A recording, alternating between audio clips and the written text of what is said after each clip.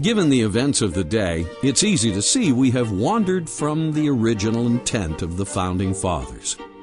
As a result, it seems our wayfaring government has converted us from a modest republic into a global empire. As a consequence, the empire requires vast sums to operate at home and abroad. The trouble is every empire, whether you're talking about Rome or the Soviet Union, it's all based on the enslavement of humanity. And however well structured it is and however powerful it seems at any given time, that will only last so long. And I think people are starting to catch glimpses of the fact that that's true about the United States too. And everybody said, oh, it'll be around forever. It won't, because basically the tyrants who run the show and have been playing the game played it too far, as they always do, and will be collapsing their own game. It's nice that it always goes that way, that eventually every empire collapses and gives humanity basically another chance to try freedom. Some spent at home satisfy the cultural Marxist agenda of the nanny state. Some spent abroad satisfy the corporate fascist agenda of the multinationals. Is it thus any wonder the national debt is now well over $10 trillion? How can we do this? Do you feel the federal government has grown too big? No, I do not. I feel that it's probably not big enough given the problems that we have right now. I think it should probably be bigger. Ben Franklin might have answered this question by saying that Americans are too good-hearted. As a result, we have been overly generous to the poor and overly accommodating to the rich. All the while, we have failed to provide for the engine that keeps America strong, the middle class, those neither rich or poor. If the general welfare of the nation were high, there would be no need to tax the rich in order to provide for the poor. If the general welfare of the nation were high, there would be no need to help the poor, because they would be on their way to becoming rich. Do you feel the federal government has grown too big? Yes, I do, and I think it's continuing to get too big. National debt is too high. And of course we were paying it down until things took a U-turn somewhere about 8 years ago. The government has definitely become out of touch with we the people, because the government has now grown so much power. Right now there was an article today in the New York Times that 1 out of every $6 that people earn are from the government. There was a couple of months ago in the Wall Street Journal, there was an article that at least 40% of the people, and I can't remember the exact percentage, are some way tied on the government dole. As soon as this comes, we just become part of the government plantation. We are slaves to the government. We need the government. We are dependent upon the government for our livelihood, and the government no longer has to listen to us, because they know if we have a complaint, they can just pull some of our money, some of our resources, remove some of our handouts, and we're suddenly left in the lurch. We are fast on our way to becoming a socialist nation, similar to the former Soviet Union. A Marxist government where 100% of the citizens were employed by the state. At the same time, we are spending almost $500 billion a year on the military, more than the combined spending of the next 25 nations. I think we do spend too much on the military, but not enough on social programs. We spend 4% of our gross national product on national defense, and we're committed to defend half of the world. You can't do that. We are facing imperial overstretch. That's what happened to the British Empire, and 10 years of war showed that the British Empire was overstretched, and it collapsed totally. Eisenhower was dead right about the military-industrial complex. What more can you say than that? Just look around you, and there you see it everywhere. As earlier discussed, lobbyists that flow money to keep certain congressmen in power have configured our laws in such a way they now benefit multinational corporations more than they benefit we the people. These used to be American companies. There were great names, famous names: Boeing, General Motors, Ford, Chrysler, GE, and others.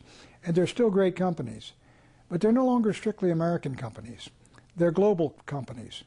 And what they want to do is produce at the cheapest price they possibly can. And where are they going to get the cheapest workers? They're going to get them in Latin America, in Mexico, in the Far East, and in China.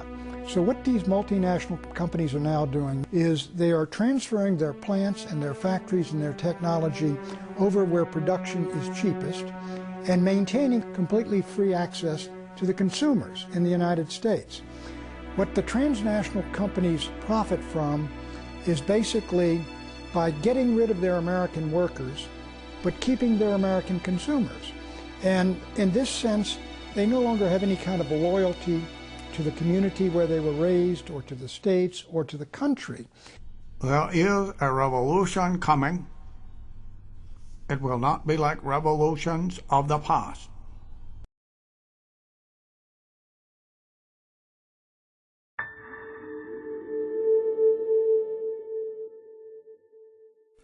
At our peril, we ignore the advice given to us by Jefferson and Washington when they warned us about getting involved in entangling relations around the world.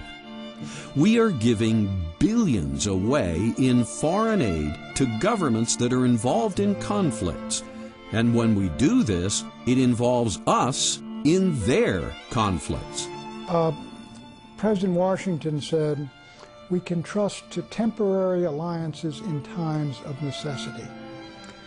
Between 1778, when we had our alliance with France, which lapsed in 1800, and 1949, the United States never entered an alliance with any other country.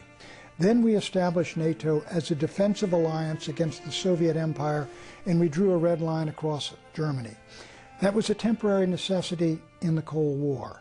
When the Cold War ended, the United States should have reviewed all of its treaty commitments to Japan and Korea and Taiwan and Europe and all over the world, and abrogated or dissolved all the alliances that no longer serve the vital national interest of the United States. The Constitution doesn't give the federal government the right to form any alliances like that, where we give our sovereignty to these sort of supernatural national bodies. You know, now I basically say that there is no point for it. It's basically to expend our interventionism and to protect our empire. Because of the conflicts we have now become entangled in, we have over 800 military bases and outposts stationed in over 130 countries around the world. To maintain this infrastructure, we have to spend almost $500 billion a year. Some say $1 trillion a year when you factor in debt service and long-term medical care for veterans. We are facing imperial overstretch. That's what happened to the British Empire, and 10 years of war showed that the British Empire was overstretched, and it collapsed totally after World War II.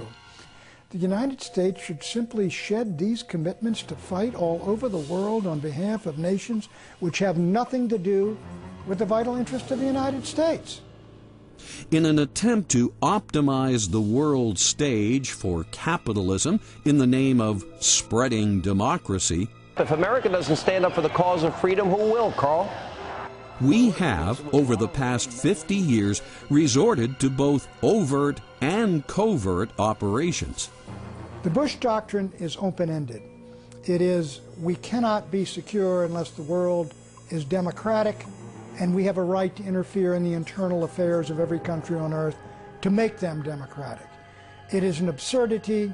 We are undertaking an assignment we cannot fulfill. It is endless. It is a formula for perpetual war, for perpetual peace.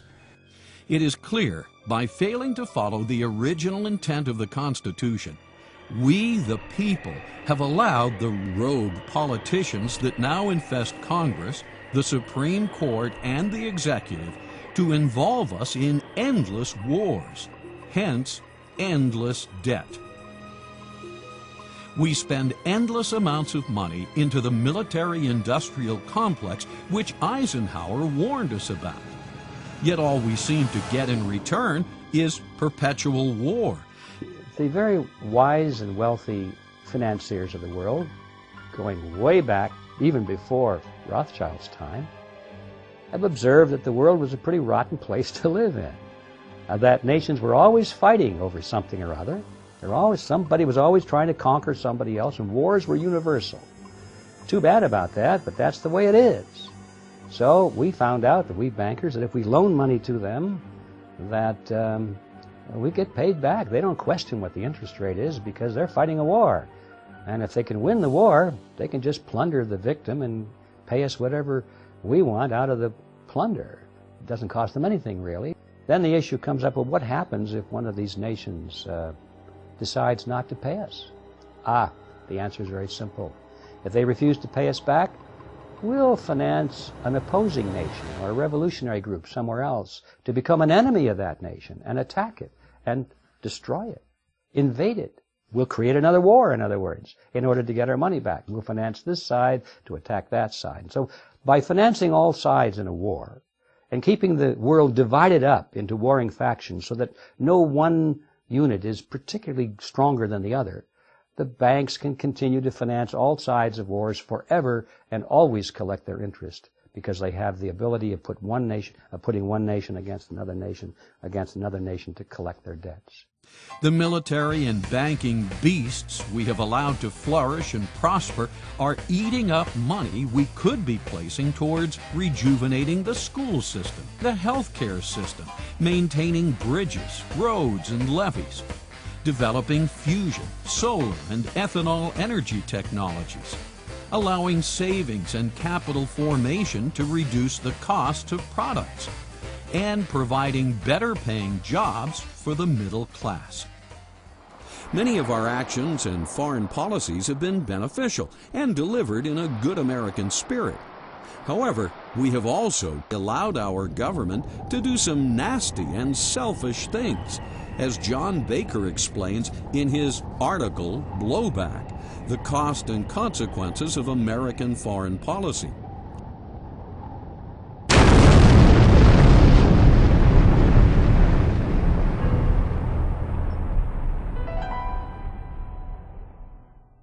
Blowback is a term whereby you take an action abroad, such as we overthrew the Mossadegh in 1953 in Iran, and blowback came when the Shah we installed was overthrown in 1979 by nationalistic forces, and we got a worse situation than we had.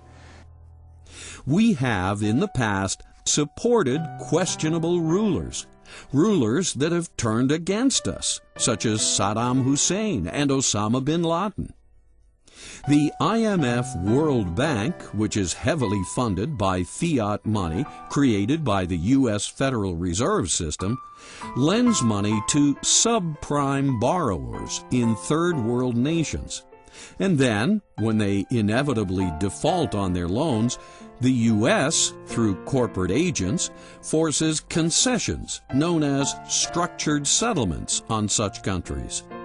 Concessions include granting the U.S. sweetheart deals on natural resources, such as oil, profit participation in their public utilities, certain voting patterns at the UN, land for yet more U.S. military bases, and free access to canals, such as the Panama Canal. When countries don't play ball with the U.S. empire, the empire strikes back. We send in the military, as was the case with Iraq. I do believe that Iraq is the greatest strategic blunder, certainly in my lifetime, because we attacked and invaded a country that did not threaten us, did not want war with us, and did not have the weapons of mass destruction we said it had. It was an utterly unnecessary war. It has cost 4,000 American dead, 33,000 wounded, $700 billion on the way to trillions of dollars. It has antagonized and alienated the entire Arab and Islamic world. I think it has helped to break the Bush presidency, and I can't think of any gain worthwhile that we have gotten as a consequence of this war. This war could be the beginning of the end of the United States as a superpower and as the lone superpower on earth. I have to say that most wars in our modern age, in my view, are unjust because they're being fought over reasons which are not honestly stated. They're being fought over hidden agendas. But we must keep in mind that there is a theoretical basis for a just defensive war. And in a defensive war, if somebody's trying to attack us and take over our country, truly do, not something that our political leaders have created this myth about, but really is truly happening, then we would gain by winning that war. Because if we didn't win it, we would lose our freedom. The mere fact that we are involved in so many unethical and entangling relationships the world over makes it inevitable that we will cause severe antagonism and perpetual war. Such antagonism has precipitated blowback in the form of attacks on our embassies, ships, and buildings.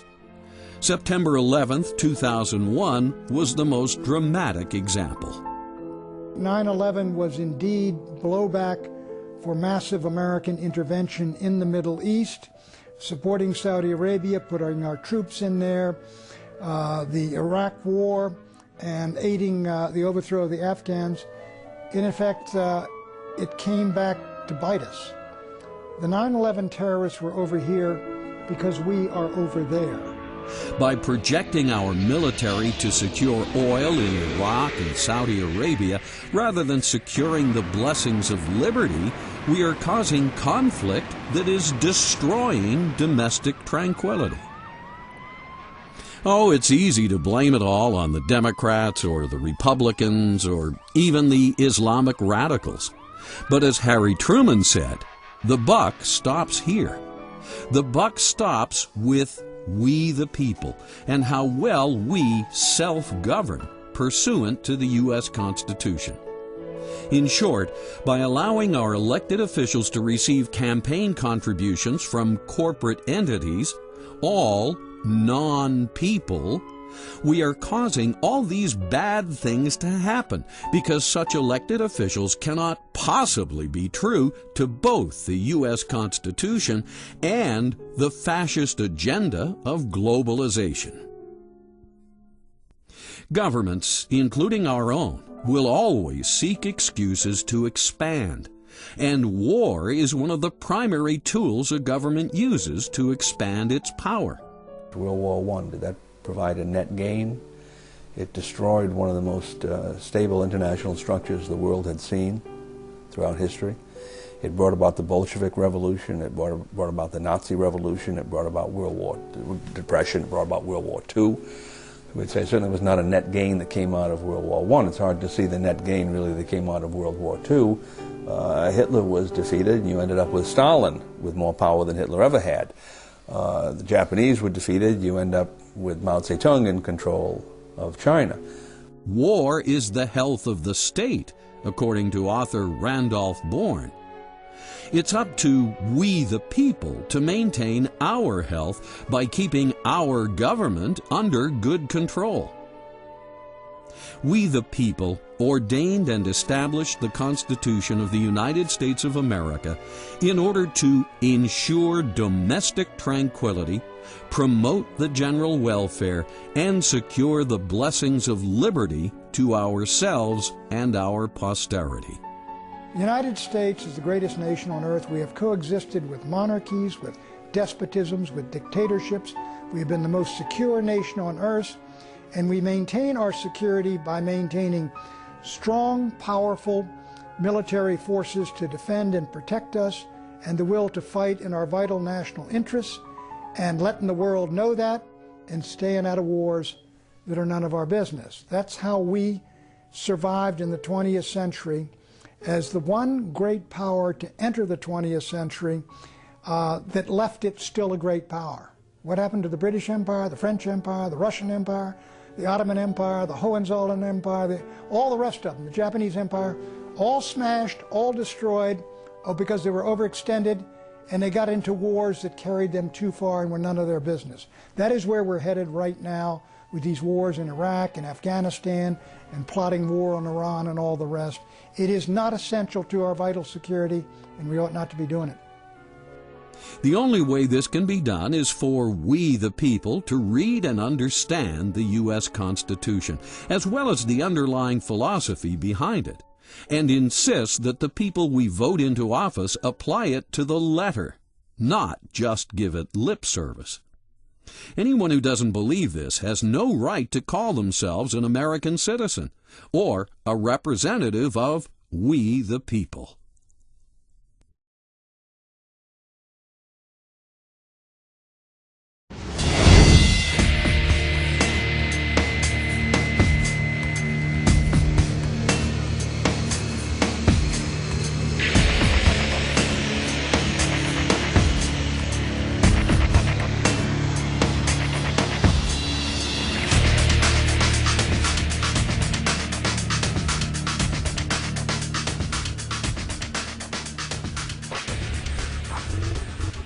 Like the Federal Reserve System, the Congress has been further distorting the letter of its constitutional responsibilities by delegating its power to declare war to another entity, in this case, the President.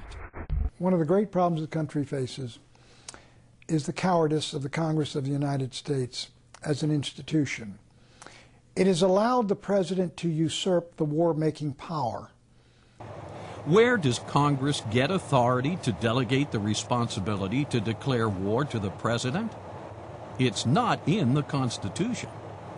This delegation sounds more like an evasion of responsibility for political expediency than the original intent of the founders. It has resigned its authority. It is frightened of exercising its authority. It does not want responsibility. It does not want accountability. Article 1, Section 8 clearly states, Congress shall have power to declare war, to raise and support armies, to provide and maintain a navy, to provide for calling forth the militia. People such as George Washington, Nathaniel Greene, the leaders of the Army, didn't think much of the militia. The militia came for 30, 60, 90, 180 days, and then when their enlistment time ran out, they went home. They didn't have to stay. They came with sort of an oddment of firearms. Typically they were firearms that didn't entirely fit the Army pattern. They had different calibers, logistics problems arose. The men weren't clearly not as well trained as the regular soldiers.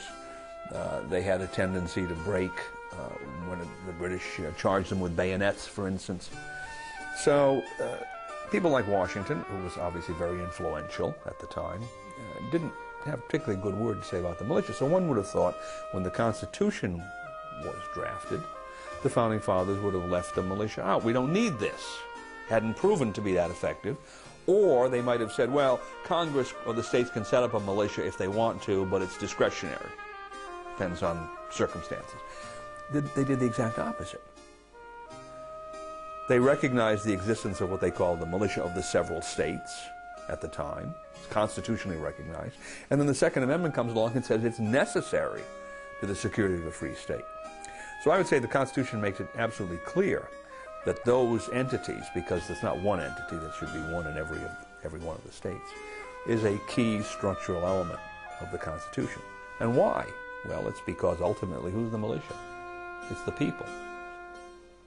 With every shooting on a college campus, the cultural Marxist indoctrinating mainstream media never mentions the true source of the problem, the disintegration of the family unit. Instead, the media pushes the socialist agenda of removing citizens' Second Amendment rights. Let's go to the Second Amendment, which says a well-regulated militia being necessary to the security of a free state. The right of the people to keep and bear arms shall not be infringed. Just take the first clause. A well-regulated militia being necessary to the security of a free state. Stop right there. That's the only place in the Constitution where the Constitution says that anything is necessary for any reason. The Constitution doesn't say Congress is necessary, the President is necessary, the Supreme Court is necessary. It doesn't even say the states are necessary. It says a well-regulated militia is necessary to what? To the security. Well, not just any kind of security, but the security of a free state. And that's the sole purpose of the Constitution in toto. The way that the United States was set up originally was that the defense of the nation was to be primarily the responsibility of the states. They were to create militia drawn upon able-bodied American citizens within the state. They were to provide their weapons and their training and their leaders. They were to form into a national fighting force, and they would defend the borders of the United States against foreign enemies. But the primary foundation, the element of that, was the militia. Never stated in movies like Bowling for Columbine, movies funded by cultural Marxist-infiltrated Hollywood studios, is the original intent of the founders that all citizens retain the right to keep and bear arms. More accurately, the obligation to keep and bear arms as part of the militia. The Michigan militia wanted everyone to know that they were nothing like McVeigh and Nichols. This is an American tradition.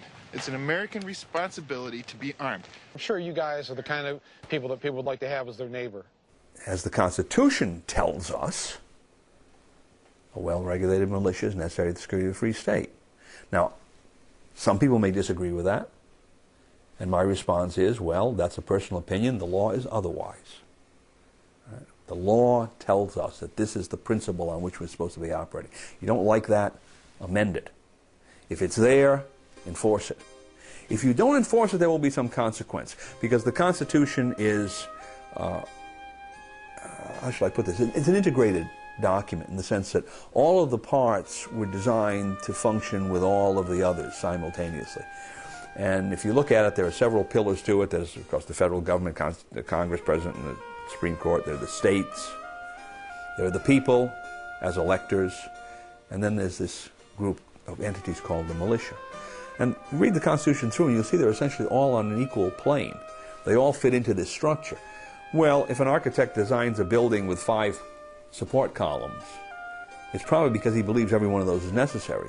You knock one of those out, or you allow it to decay, and you can pretty much expect that that building is not going to be stable over the long term. Certain kinds of shocks affect it, it's going to come down. Same thing with a governmental structure. Governmental structure was designed in such a way that the people were supposed to play an important role in maintaining political power of military force. Instead, the Frankfurt School's agenda of injecting cultural pessimism into society continues. Robberies, murder, fires, and now escalating school shootings all contribute to the cultural pessimism and the misguided justification of disarming the citizens. But if citizens ever allow cultural Marxists, such as the Michael Moores of the world, to ban ownership of guns, they will make a grave mistake. These guys that created the American Constitution, the American Republic, were looking into the future, and they were concerned about our own government becoming despotic. They could see that. They talked about the possibility of that. How do we prevent that from happening was a major issue of discussion. And they said one of the ways is to make sure that we don't give them a standing army, and the other way is to make sure that the local population was armed. Because if you've got every man, able-bodied man in the country, and women too, armed and knowing how to use a weapon and under training and with their local squad leaders and so forth, their own commanders, there's no government that's in the United States that's going to turn against them. So they were very wise. And today, people laugh at that concept, but now that we're losing our liberties, I think the laughter is dying down pretty rapidly. By order of the City of Pittsburgh Chief Police, I hereby declare this to be an unlawful assembly. I order all those assembled to immediately disperse. You must leave the immediate vicinity. If you remain in this immediate vicinity, you will be in violation of the Pennsylvania Crimes Code. If you do not disperse, you may be arrested and/or subject to other police action. I order all those assembled to immediately disperse. You must leave the immediate vicinity. If you remain in this immediate vicinity, you will be in violation of the Pennsylvania Crimes Code, no matter what your purpose is. Observing thousands of years of history of earlier governments, The founders knew that the only thing that ultimately stands between a tyrannical government and the people are weapons. Quoting Mao Zedong, who in this case agrees with the Second Amendment, political power grows out of the barrel of a gun. Where the source of political power is to be is where the gun is. Ultimately, that's the bottom line of force in government, right? That's what government is, the application of force. If the application of force is given to some elite group, they're in control. If the application of force is given to the people, they're in control. If you want a free state, a self-governing state where we the people do the ordaining and establishing, who has to control the ultimate body of force? It's the people themselves. And that's not a professional army. That's not a standing army. That's something the Founding Fathers were very much concerned about. They didn't want a standing army. It thought that a standing army was perhaps one of the most dangerous things you could imagine, because if Washington, D.C., they said if they were to have a standing army, you know what they're going to do with it? They're going to use it. They're going to use it for something. If you get a bunch of soldiers sitting around training, you're going to use them. And they didn't want that, except in a defensive mode. If people read the Constitution, that it's not in a time of war you have a standing army. When there's no war, you have to abolish a standing army within 18 months. You can have a navy, but no standing army. Also, never forget the instrument that literally authorized the U.S. Constitution and freed all Americans from oppressive European rule was the Declaration of Independence. This sister document states that whenever any form of government becomes destructive of certain ends, such as the right to life, liberty, and the pursuit of happiness, it is the duty of the people to alter or abolish it. Alter it means to vote out those who aren't following the Constitution. If such politicians, over time, or unbeknownst to the people, reconfigure the government in such a way as to usurp the rights of the people, then the only choice left is to abolish the government. So they were acting within the law when they stood on that green, and they believed that General Gage was outside the law. He was an outlaw, that regular army. And that's why they didn't throw down their arms that day. And they opened fire on him. Now, one doesn't like to think of that as being something that we want to face here in this country. But there are many other problems prior to that that the militia would deal with.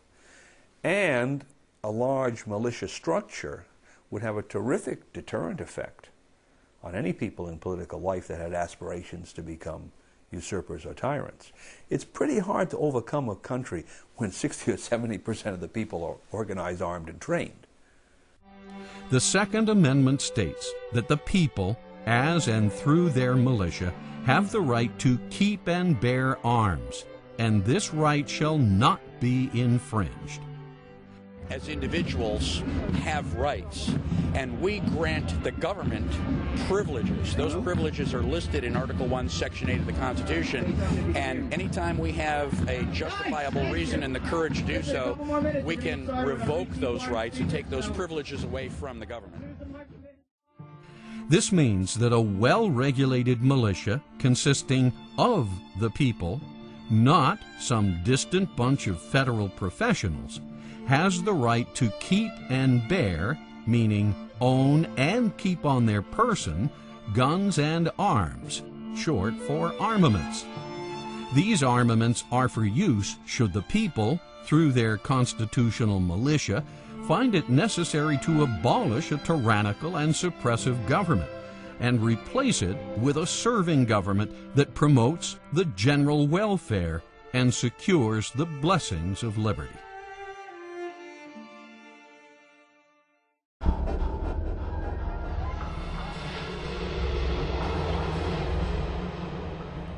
There are a lot of factors connected with our drift away from constitutional principles. Among these, the most debilitating is our banking system, the Federal Reserve. Even though the Fed was created by an act of Congress in 1913, its operation and relationship with the U.S. government is amorphous, if not completely nebulous to the public. Some claim this is by design, for the Fed conveniently operates as a close partner when Congress needs to borrow yet more money, but an independent agency when it's convenient to insulate itself from political fallout or its part in precipitating recessions. Thus, in 1913, Congress delegated its duty to manage the money supply to a bunch of elite New York bankers who formed a banking cartel now known as the Federal Reserve System. When the Federal Reserve System was planned in 1910, it was done so without the full knowledge and consent of the people. Born in secrecy on an island off the coast of Georgia, elite bankers of the time sought to establish a central bank that would mimic European banks and ultimately give them complete control over the nation's money. The Federal Reserve is technically owned by the member banks, so we know who owns the Federal Reserve, the member banks. But who owns the member banks is very difficult, if not impossible, to find out, because the member banks are not registered with any government agency. They're not corporations. They have the basic structure of a partnership or something very private. It may even be something unique, but it's not on the public record. And the owners or the partners of these banks are not about to let it be known. Now, it's true that you can buy stock in Chase Manhattan and all that sort of thing. You can buy stock in the Bank of America, and as a stockholder you're listed. But the true control and ownership is not on the public record. And it's easy to hide that. You can use street names, you can use Swiss accounts, you can have corporations holding stock for other corporations which are holding stock for other corporations and that sort of thing. In general, it's possible to completely conceal the controlling interest of the banks from the public. From 1913 to 1971, the elite Federal Reserve bankers managed to slowly decouple the nation's currency from the gold and silver backing required by the Constitution. In 1971, the Fed cartel finally got Richard M. Nixon to disconnect the last vestiges of gold from money on the pretense that the British and French were redeeming too many of their Federal Reserve notes for gold, something people and countries are supposed to do when Congress and bankers print up too many Federal Reserve notes. But when you went off the gold standard, finally, when we cut it loose in 1971, when I was in Nixon's White House, and the reason we went off the gold standard totally, was that all these dollars that we had poured out in the United States had gone abroad, and the British were coming in with our dollars demanding gold at $35 an ounce or $42 an ounce. They would have cleaned us out. So Nixon shut the gold window. Now that the bond between gold and paper money has finally been broken, over the period of 1913 to 1971, the elite bankers print up as much fiat currency as Congress demands for all manner of welfare and warfare purposes. Of course, anybody who likes big government, whether it's for the welfare state or for warfare, do not like the restraints of a gold standard, because then governments would have to pay for everything. They'd have to tax the people. And if the people were taxed today for all the welfare and all the warfare, all of it would end. The relationship between fiat money and wars is direct and immediate. Wars at the scale that we know them in the modern world would simply not be possible, and they would not happen if it weren't possible for the nations who are waging those wars to raise the money from their population through the hidden tax called inflation. Inflation is caused by the Federal Reserve System through fiat money, the creation of money out of nothing. So, if it were not for fiat money, most of the wars that we've known in recent times simply would not have been fought on either side. Ultimately, all the money that is used to stimulate, rescue, or bail out corporate entities that are too big to fail comes from the Federal Reserve System's power to create money out of thin air, also known as monetized debt, as more fully covered in the movie Fiat Empire. The 2008 Bear Stearns, Fannie Mae, Freddie Mac, AIG, and $700 billion Wall Street bailout, root cause fiat money, not subprime lending, as Treasury Secretary Paulson claimed, are only the most recent examples.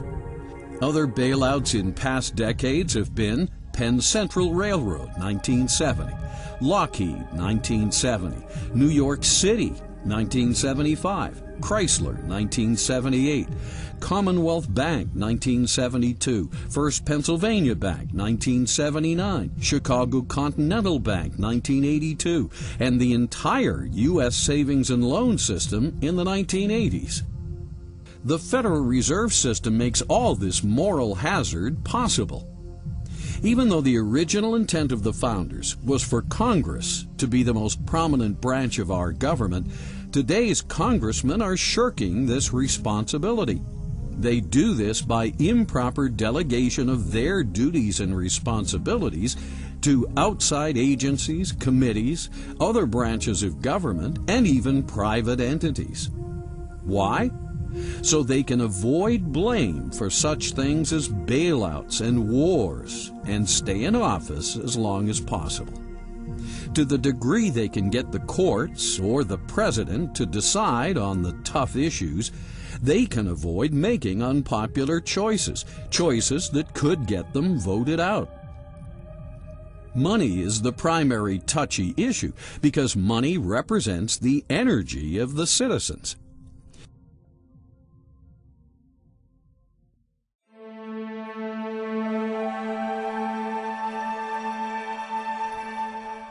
Yes, people are very concerned about their wages, credit, stocks, and money.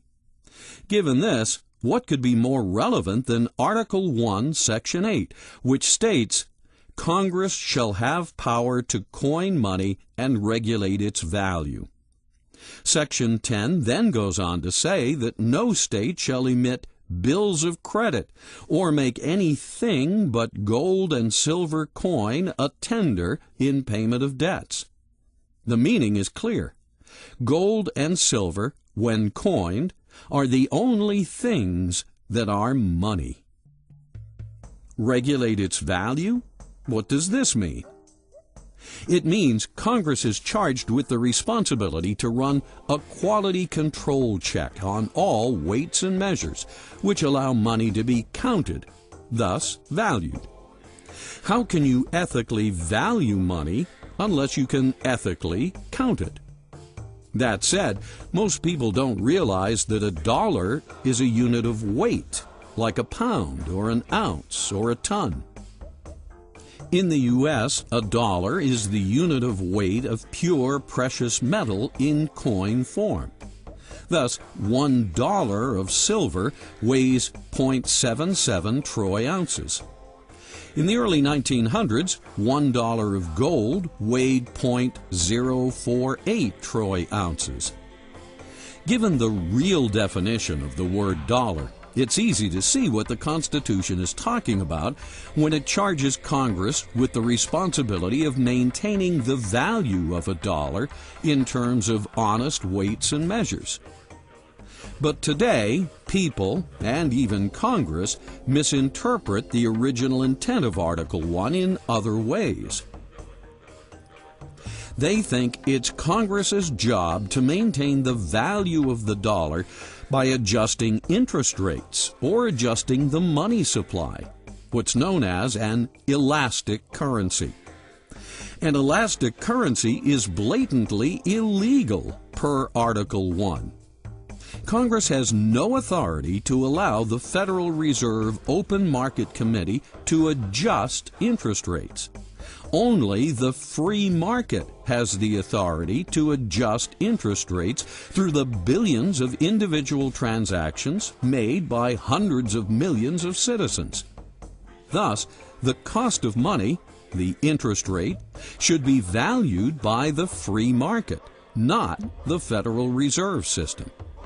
They can fix these prices of gold to dollar and pretend they're not inflating and fudge the figures on the CPI and the PPI, but eventually the market understands it. So even in a system like the Soviet system, there was always a black market, and the black market is the real market. So the more government you get, the more black market you get in order to figure things out. And but it does take a while to sort all that out. But long term, the market is smarter than all the regulators and all the planners are in the government. Free market capitalism means regulation by the free market, not by the government. So long as the Fed regulates the money, it is impossible to have free market capitalism, because money is the only commodity that represents every product and service in the economy. To regulate money is to regulate every product and service in the economy. Thus, to scream for more regulation when the economy melts down, or to chastise Alan Greenspan for his free market ideology, is a straw argument. Dr. Greenspan, I'm going to interrupt you. The question I have for you is, you had an ideology, you had a belief that that free, competitive, and this is your statement, I do have an ideology. My judgment is that free, competitive markets are by far the unrivaled way to organize economies. We've tried regulation, none meaningfully worked. That was your quote. You had the authority to prevent irresponsible lending practices that led to the subprime mortgage crisis. You were advised to do so by many others, and now our whole economy is paying its price. You feel that your ideology pushed you to make decisions that you wish you had not made. In other words, you found that your view of the world, your ideology was not right. It was not working. Precisely. No, that's precisely the reason I was shocked, because I've been going for 40 years or more with very considerable evidence that it was working exceptionally well.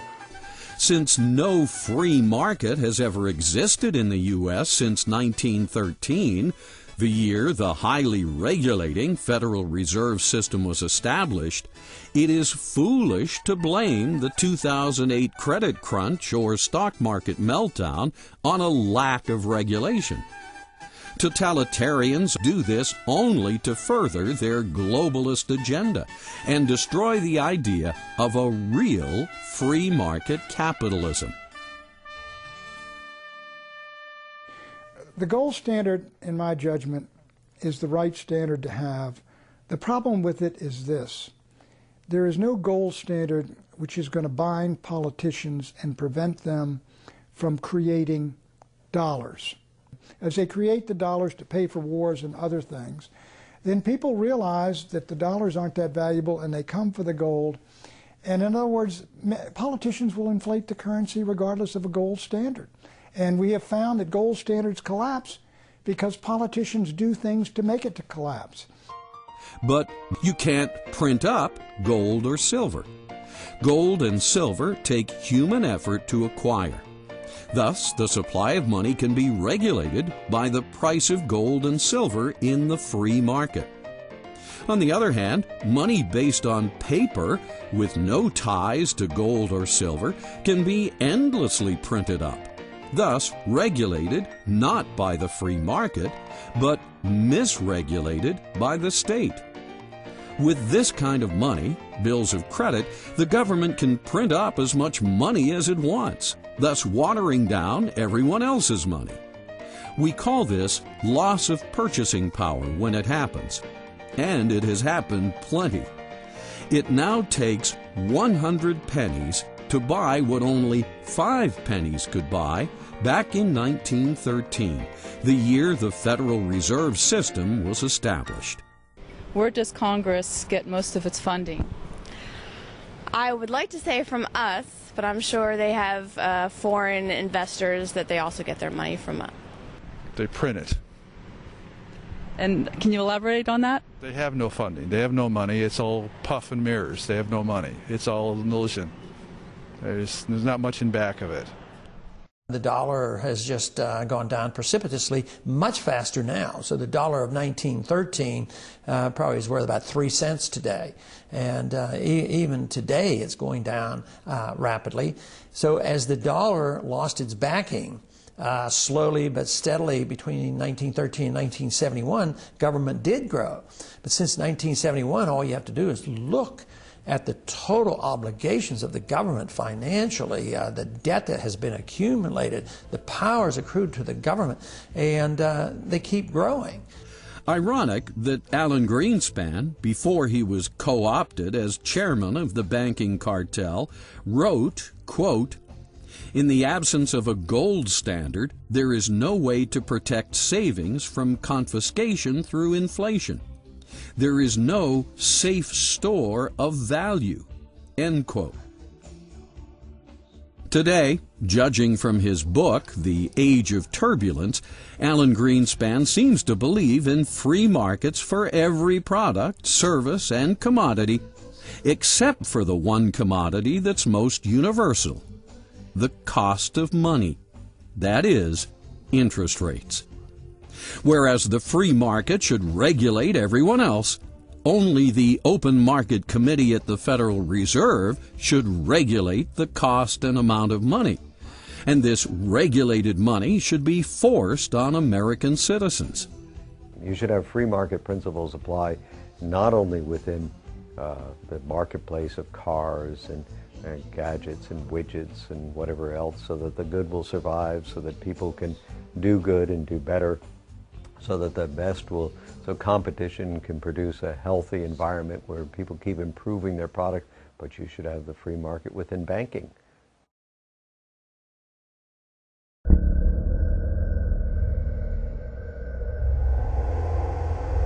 So, how did we go so wrong?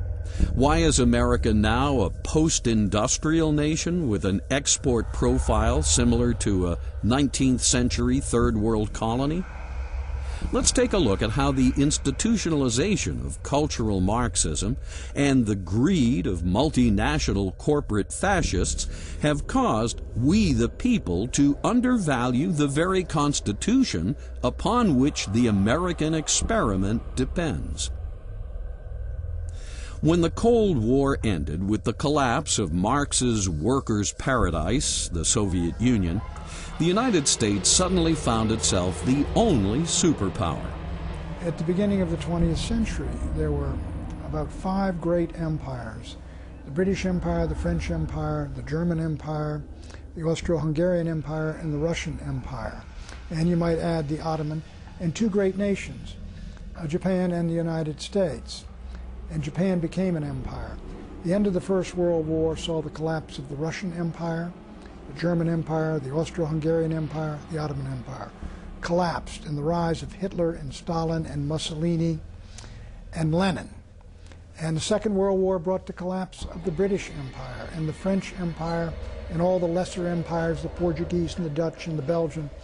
All reduced to dust because all dissipated their blood and treasure in perpetual wars. Wars are the killers of empires. And the United States survived as the greatest country in the world for a single simple reason. We were the last great power to enter both world wars after most of the bloodshed had been done.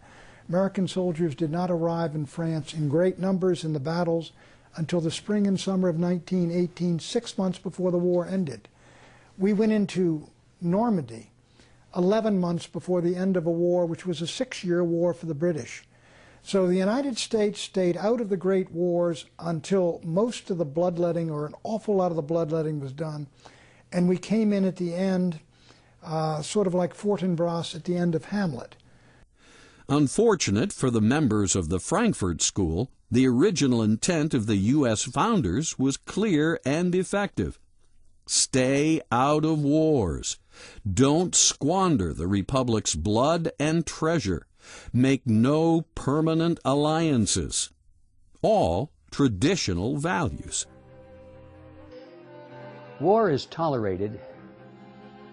In fact, war is even applauded in many cases, because people are of the impression that it is to the benefit of their nation. People tolerate or applaud war if they think it's a defensive war. If they think that they're defending themselves against a dreaded enemy, you would certainly tolerate a war, you would applaud it. the object is to convince the people of all nations, including those that are doing the attacking, to convince the population that their war is really a war of defense. They have to create in the minds of their people an image of a terrible enemy out there. And the reason they're attacking the enemy is because if they don't, he's going to attack them first. So it's a question of who gets the first shot.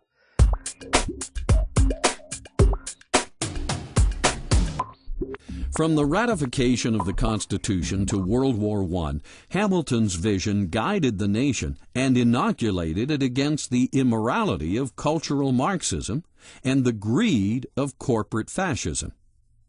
What is Hamilton's vision? What Hamilton was saying was a nation's political independence is dependent upon its economic independence.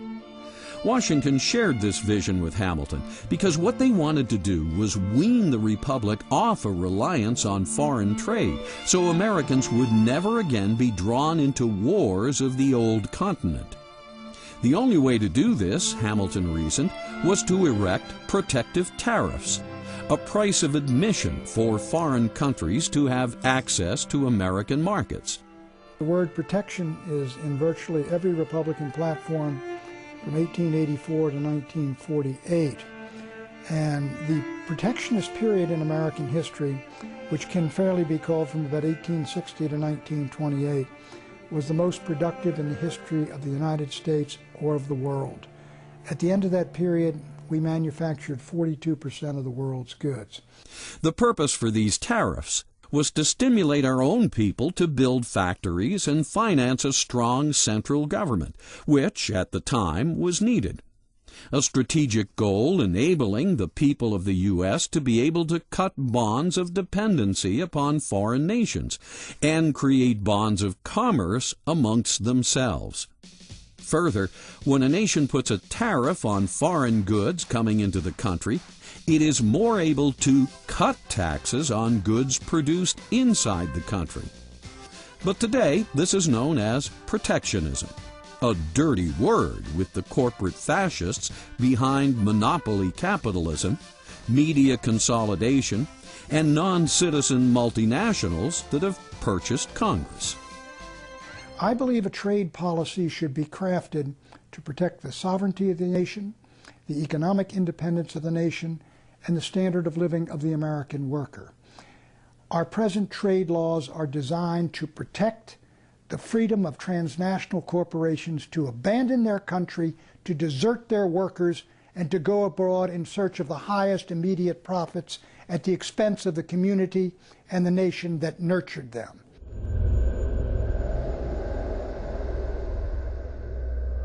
Free trade is supposed to mean simply no tariffs on either imported or exported goods between countries. A tariff is another word for a tax. By using the word free, the corporate elite makes free trade seem good. After all, anything that's free is good, right? While Americans buy over 45% of China's exports, China buys less than 3% of our exports. The corporate fascists pushing globalization call this free trade. But is this fair trade? Let's take a closer look at the implications of this term, free trade, and see how high U.S. corporate taxes, European VAT tax rebates, and World Trade Organization rules conspire to make trade between the U.S. and the rest of the world anything but free. The European Union is gaming the system against the United States. For example, when we had corporate tax rates which are relatively equal, that would be a fair trade situation. Europe has cut its tax rates, average tax rates, corporations down to 24%. Ours are 40%. That gives them an advantage. How do they make up the money? They impose value-added tax on American imports of 15% coming into Europe and rebate the tax to European corporations exporting to the United States. This has the effect of a Smoot-Hawley tariff against the United States of America. And it is the reason why we run annual massive trade deficits with Europe. But that's not even the worst damage the corporate fascists' so-called free trade has caused. In 1993, a massive free trade bill was ushered through Congress. This trade bill was known as NAFTA, short for North American Free Trade Agreement. What happens when you set up a free trade zone, as Hamilton set up in the United States, with the 13 states all becoming one common market, what happens is that a central government has to rise above it to enforce the laws and regulations. Hamilton set that up, and what rose out of that was the mighty American government. When the Europeans had the European Union, they made it initially a common market, a free trade zone. Gradually, this enormous government rose up of the European Union that now sits in Brussels, which is becoming a continental-wide government, and the states are losing their sovereignty and independence. If you have a global economy, then you're going to need some kind of political organization to manage and control it and enforce its rules. The beginnings of the world government already exist in the World Trade Organization, the UN, the IMF, the World Bank, the new International Environmental Authority, Kyoto. All of these things are the embryonic institutions of a world government. There definitely is a plan to consolidate the United States, Mexico, and Canada. It's more than a plan. The beginning stages already are well underway. Whether that's a good thing or a bad thing depends on the type of government that will be created. If we had the type of constitutional republic that we were given by our forefathers, if that were in place today, and if that were the concept of the kind of a government that we were going to use in the merger of Canada and Mexico with the United States, I think it would have a lot to be said for it. I would probably be in favor of it. But that is not what's happening today. What is happening today is the merger of these three countries into a collectivist super-regional government. By collectivist, I mean it will be totalitarian in nature. There will be very little room for individual rights. It will all be dictated from the top, and it'll be practically a model of what we're now seeing happen in Europe and the European Union.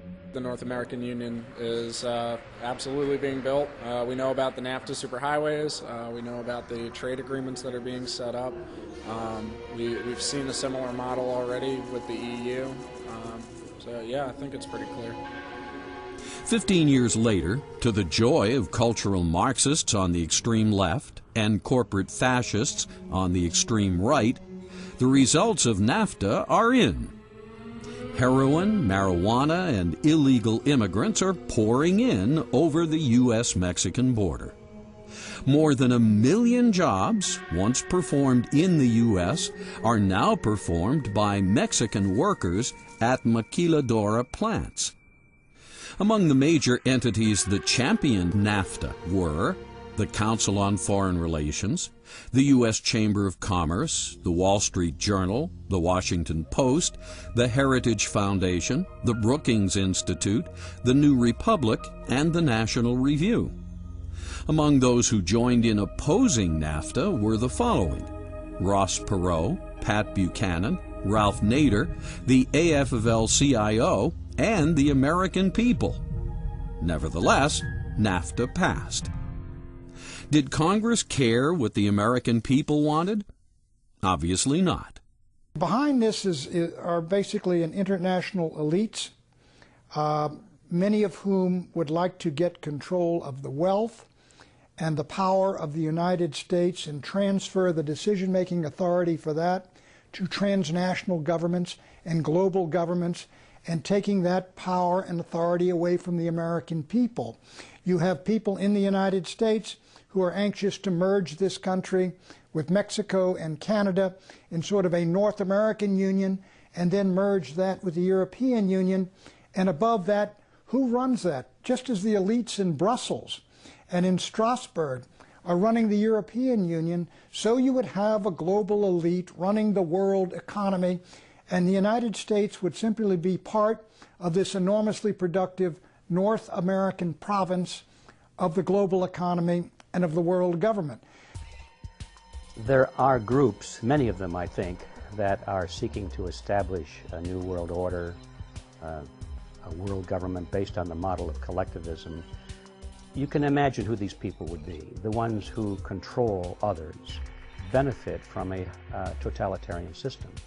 In other words, politicians like collectivism because collectivism puts ever-increasing power into their hands. Bankers like collectivism because it gives the banks the power to create money with state sanction and state support, to create money out of nothing, and that gives control over human beings. All of these people work together instinctively, even though they may have separate individual or professional goals. They do work together and support each other toward this ultimate aim of a new world order, is how they like to describe it, which is a totalitarian system based on the model of collectivism. Indeed, free trade is not free at all. It's the serial killer of the American economy and the Trojan horse of world government. It's the primrose path to the loss of economic independence and national sovereignty the founders warned us about. Free trade is a bright, shining lie made possible by Marxists of the Frankfurt School and fascists of greedy multinationals. By failing to follow the Constitution, Americans have allowed multinational corporations to further their fascist agenda of globalization.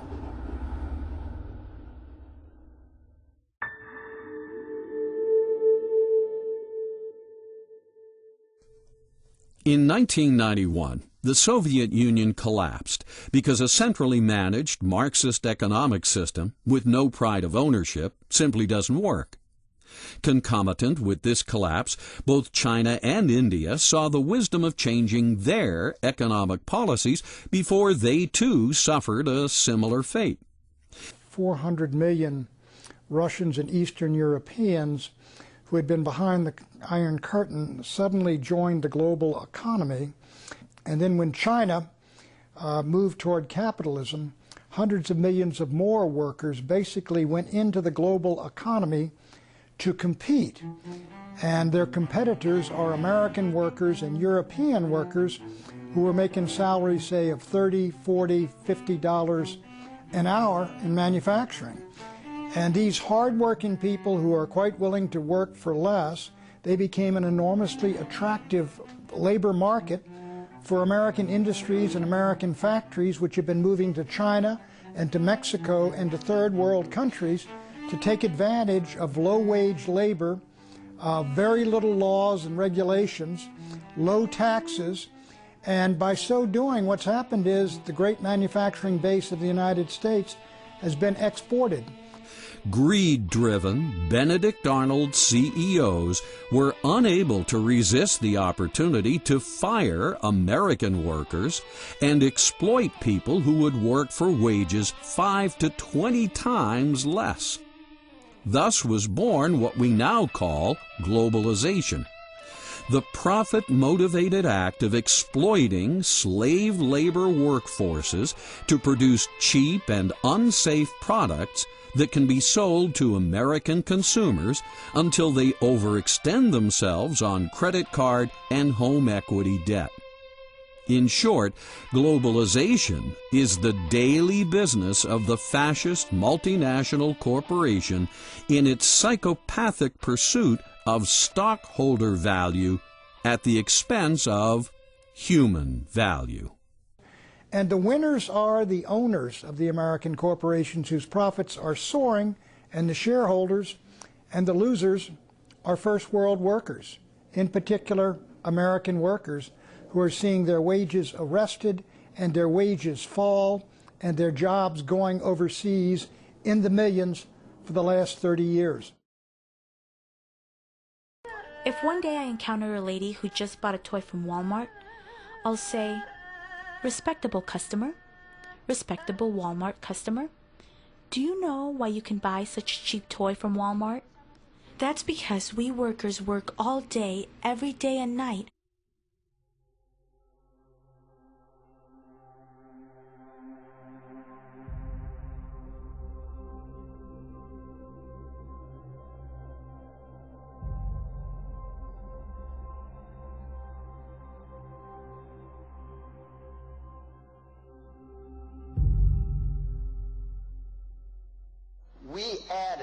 125,000 new jobs around this world this past year. Good job.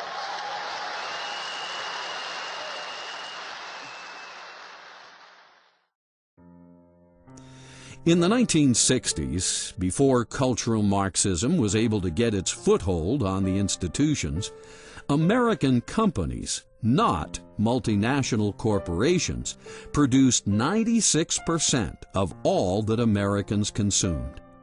Now, a fourth of America's steel is foreign-made, a third of its cars, half of its machine tools, 2/3 of its clothes, and almost all of its shoes, radios, telephones, TVs, cameras, VCRs, and bicycles. So what these multinational companies are now doing is they are transferring their plants and their factories and their technology over where production is cheapest and maintaining completely free access to the consumers in the United States. What the transnational companies profit from is basically by getting rid of their American workers but keeping their American consumers. And in this sense, they no longer have any kind of a loyalty to the community where they were raised or to the states or to the country. Between NAFTA and the Federal Reserve System, both gifts to the American people from greedy Wall Street financial institutions and their fascist multinational corporate clients, the U.S. has seen its dollar lose over 95% of its purchasing power, seen its economic and energy independence squandered, seen its major homegrown industries decimated, seen its working men and women forced to submit to employment as debt slaves, seen its middle class placed into Darwinian competition with foreign workers making slave wages at gunpoint. And now it's seen a $700 billion taxpayer bailout of Wall Street banks and financial entities. In one generation, the house that Hamilton built has collapsed. Corporate fascists have been able to hollow out the U.S. manufacturing base and exploit the U.S. market because cultural Marxists have been able to hollow out traditional American values on their march through the institutions. There have been forces working in this direction for centuries, and they are coming to realize this ideal of theirs. But quite frankly, loyalty to globalism is thus treason to the American Republic. The Council on Foreign Relations, Trilateral Commission, they've been talking about a world government for a long time. They've testified in Congress that they're trying to build a world government.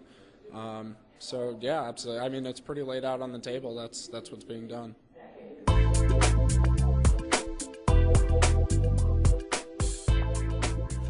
The corporate fascist and the cultural Marxist, having similar totalitarian goals, often work together to destroy free market capitalism and the republic the founders built.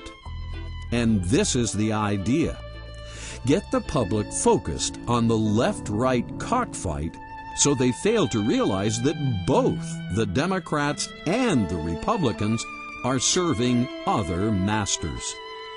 This guy's hate stems from influence that you find on the left, not on the right.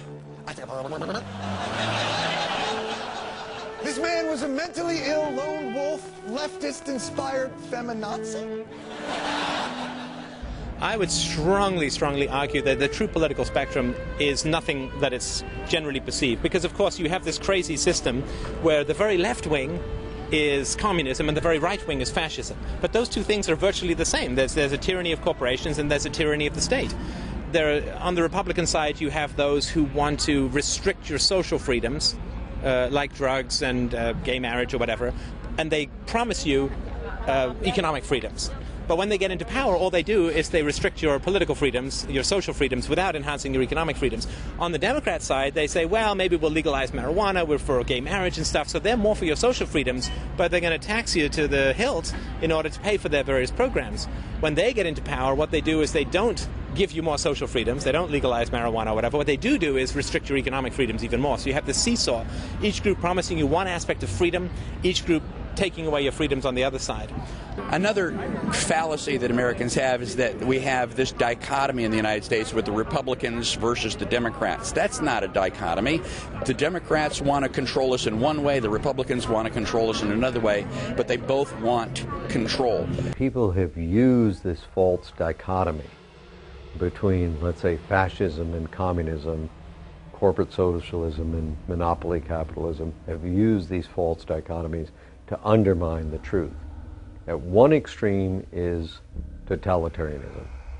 The ultimate form of totalitarianism was communist dictatorship of the proletariat, where Stalin ruled a state that was basically a slave state. Very close to that, though, was the fascist totalitarianism of Hitler. At the other extreme is not more dictatorship. You can't have dictatorships on both extremes, because if dictatorship on both extremes, you have no freedom.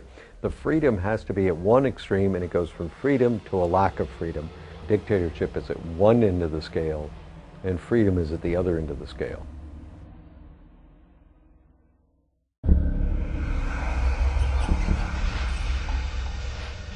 Unfortunately, negative influences far worse than left and right have crept in.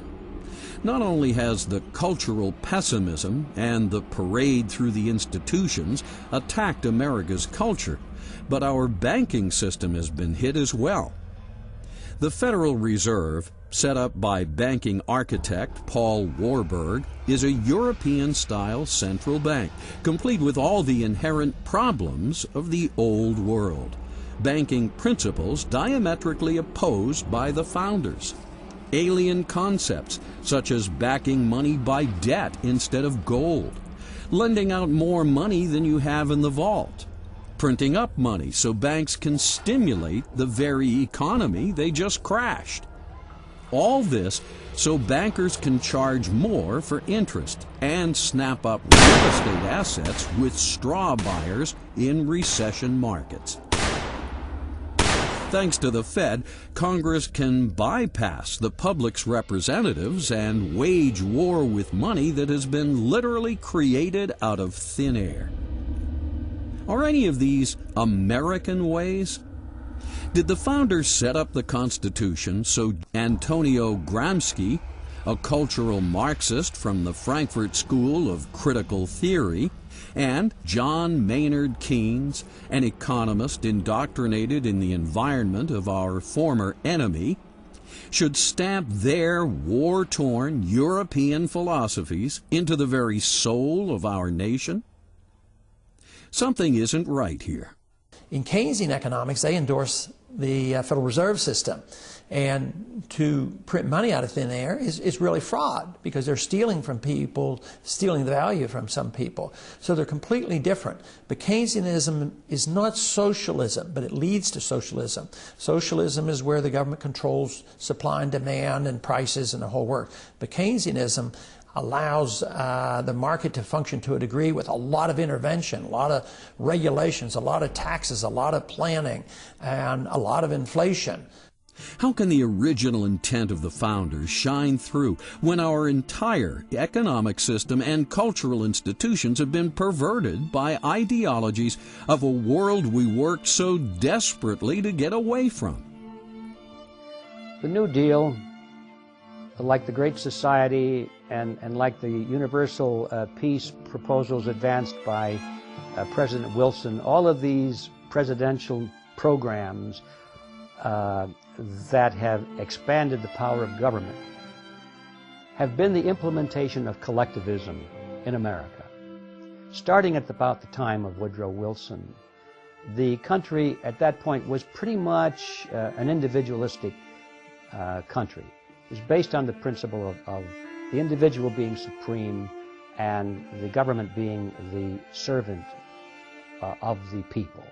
Starting with World War I, starting with Woodrow Wilson, on down through World War II, down through Vietnam War, now to the war on terrorism. All these wars are always used to frighten the American people into accepting the expansion of government, supposedly to protect us against an evil terrible enemy. The actual expansion came about through the Supreme Court adding some words to the Commerce Clause. They said Congress has the power to regulate commerce or whatever affects commerce. And that's rather a radical departure from the Constitution, because imagine if you added those words to every other provision of the Constitution. Why shouldn't you? If you can add it to one, you can add it to others. You'd have essentially unlimited government. Well, what that has done is it has given Congress the power to control not only all true commercial activities, but all sorts of things that are entirely local that are related to commercial activity. So, for instance, you had the gun-free schools law. Based upon what theory? Well, a gun goes through commerce and eventually ends up in somebody's hands. And there he's within 1,000 feet of a school, 100 feet of a school, whatever the distance is. And so Congress can regulate his possession at that point in time. Well, his possession at that point in time is not a commercial transaction by any stretch of the imagination. How can Congress regulate it? Well, because this implement that he's holding in his hand at one time moved through commerce. Well, of course, if you follow that theory out, they can control every aspect of your life. How much cornflakes do you eat in the morning? Well, you eat one bowl. Maybe you should only eat half a bowl of cornflakes. Can there be a statute telling you how many cornflakes to eat in the morning? Sure, because where did those cornflakes come from? Well, they came from Battle Creek, Michigan. The Supreme Court has perverted the Constitution, making decisions that used to be made democratically at the local level.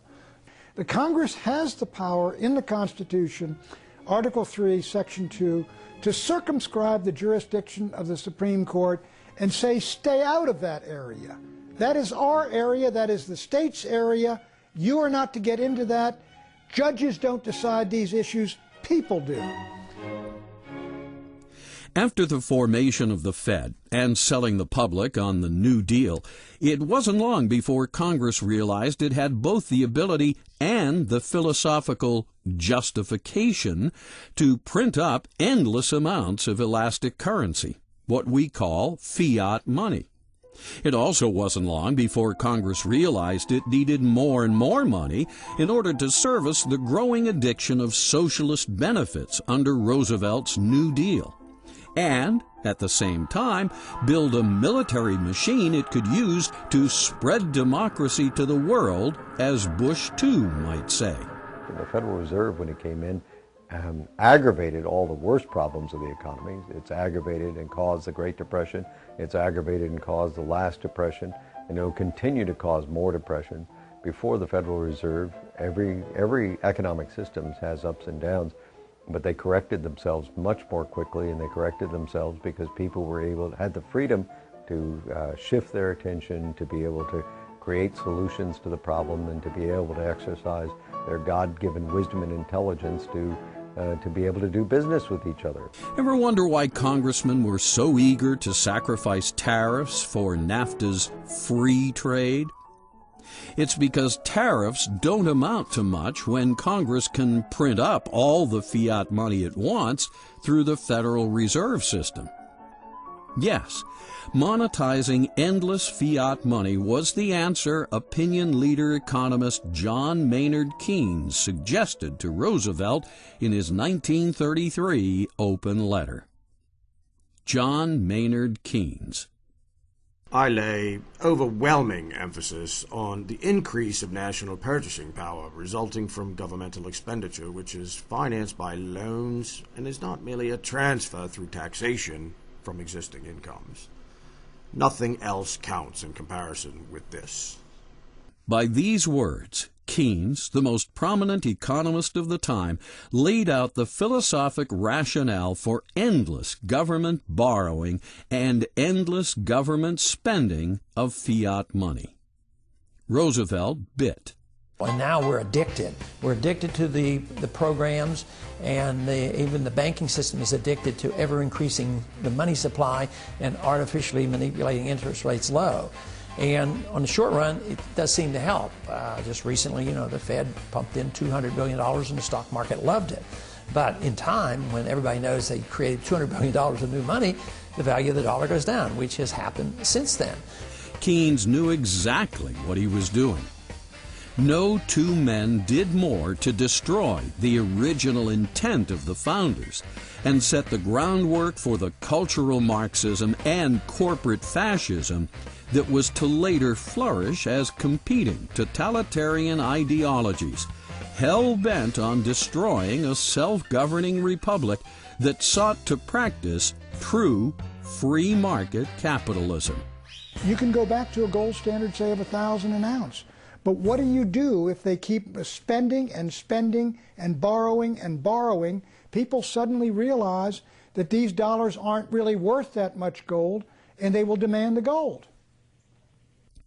Sounds to me, given the state of affairs we're in today, well over $10 trillion in debt, immersed in perpetual wars, getting more secular and socialist by the minute, fascist multinationals dominating Congress, that we have allowed serious corruption to seep into the American experiment. We may think we won our independence from Europe, defeated communism and Nazi fascism. But did we? We have traveled the road to totalitarianism almost to the very end. Austrian free market economics is really the answer, and that's the system that we should be following. And more or less, even though it was not known at the time our country was founded, it was more or less classical economics and classical liberalism that was very close to what the Austrians teach today. Tragic that wine-drinking, pot-smoking, Engel-challenged baby boomers would so recklessly thwart the wisdom of the Founding Fathers by allowing their banking system and economy to be so influenced by European financial philosophies. Philosophies that over the past century have created a living hell of endless wars and empires, as we have seen. The intent of the founders was to establish a nation that was different from the ways of Europe. And they did. The United States is different. Not only that, contrary to the propaganda originated by critical theory, it's the greatest nation that has ever existed. America is not a universal nation or a multicultural nation, as CFR globalists writing in Foreign Affairs would have reality-challenged baby boomers believe.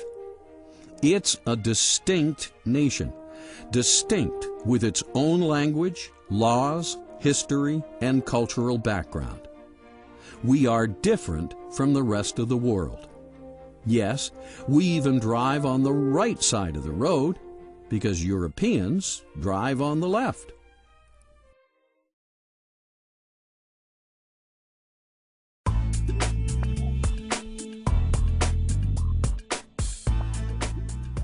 So how come the media seems oblivious to all this? The media that's looking out for the folks never discusses fiat currency, cultural Marxism, media consolidation, Keynesian economics, NAFTA, GATT, WTO, or multinational corporations in any sort of critical way? How come the mainstream media downplays people who protest against free trade, the World Trade Organization, or call for protective tariffs?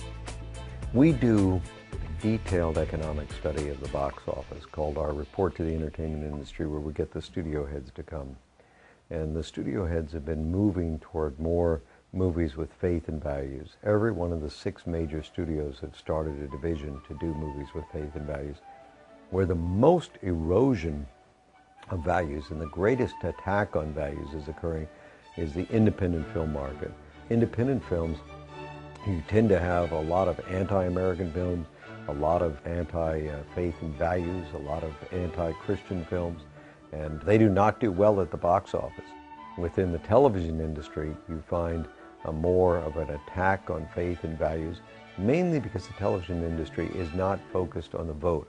You see, in movies, each person votes for their movie. They know that they have to appeal to who's going to vote for them at the box office. You have to separate out the movie industry, which seems to be moving counter to much of the other media. How come the mainstream media acts as an apologist for multinational corporations and fails to take a deep look at the endless expansion of government or its secret partnerships with members of the military-industrial banking complex? Instead, all we see is endless programs threatening the world with U.S. military might.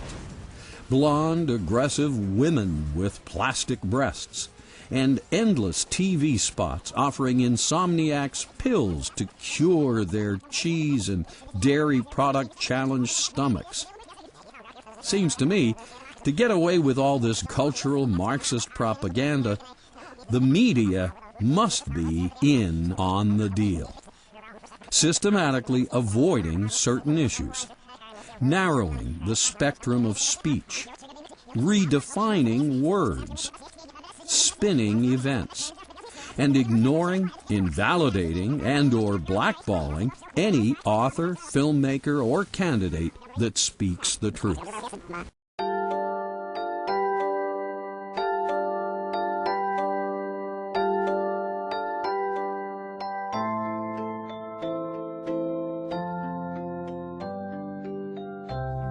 Americans and reality-challenged baby boomers need to wake up and smell the Constitution.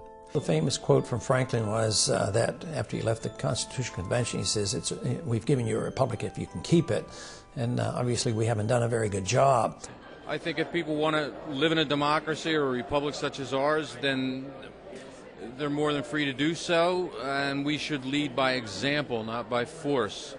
Citizens need to get familiar with the original intent of the founders and realize that the forces of cultural Marxism and corporate fascism have been raping and pillaging the United States for decades. But to realize the dream and keep this magnificent republic alive, all Americans need to do is take 3 steps. 1. Disconnect from all sources of cultural Marxist propaganda, media, and lifestyles. 2. Don't patronize the largest Fed member banks and fascist multinational corporations. 3. Connect up with the original intent of the founders and get active applying the U.S. Constitution. Americans and history-challenged baby boomers should understand what it means to be a self-governing nation. They need to understand the Constitution from a philosophical point of view, not just a mechanical point of view. Why were certain things emphasized and others not? Why is a well-regulated militia necessary to the security of a free state? Why is the term general welfare the only term that appears twice? What principles lay behind the Constitution and why? If citizens better understood these things, they would be able to go about their lives with a greater appreciation of the rare opportunity they have been given to live in the American experiment. Instead of pessimism, they would have the realization that America has just begun, that the future will be even more incredible than anyone imagined. Take 3 steps and it will happen. Yes, the cultural Marxists in the media and the universities will scream and dramatize. Yes, the corporate fascists that dominate American industry and global commerce will threaten and flail. Yes, there will be a percentage of religious fanatics that attack the United States or hate us because we flourish and prosper. And yes, there will always be secular robots and iconoclasts that hate traditional values and deny America was populated by Christians or influenced by biblical principles. But the founders somehow knew all this, for they had studied thousands of years of history and countless failed civilizations. From these lessons, they built the Constitution of the United States, and this document has succeeded as no other. The blueprint for the longest-standing republic in history is in your hands. Eventually, Even the cultural Marxists, the corporate fascists, the Islamic terrorists, and our current special interest-dominated Congress will see the light and become part of the general welfare. In the meantime, don't give liberty-challenged members of society the power to enslave us all, just because a relative few have so little faith in the original intent of the founders and the United States Constitution. The Constitution of the United States represents no threat whatsoever to our form of government.